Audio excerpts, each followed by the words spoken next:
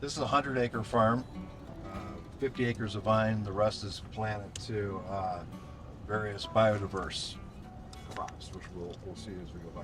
We are replanting the entire. We're planting the entire vineyard, so we are 2/3 of the way in now. So we're 30 acres out of 50 replanted. So we're replanting 10 each year, and we took off in that product because of vine diseases. So we have red blotch disease, and the red blotch then also has weakened the vines to the point that they had all sorts of fungal trunk diseases. So we decided to replant. So when we started this transition from conventional to biodynamic with the new ownership, this is the first thing we did. Analyze the soil, build our composting system. You can see like the texture between, you know, regular compost and barrel compost is very different. Most of the conventional plants in the local nursery, like a conventional system, and this is their fertilizer that you put on it.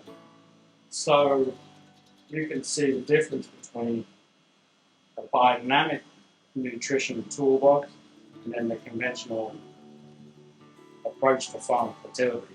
System.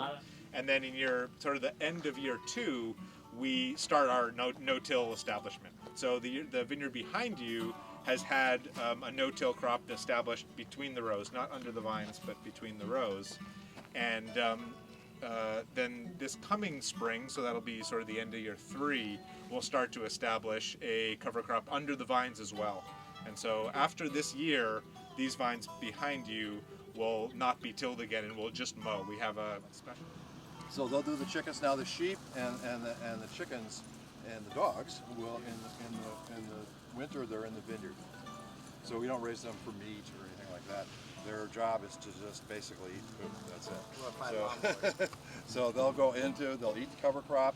They will process it and leave it behind, and that introduces microbiology in the soils. So that adds more to that microbiological diversity, and that's their main job. That's what they do.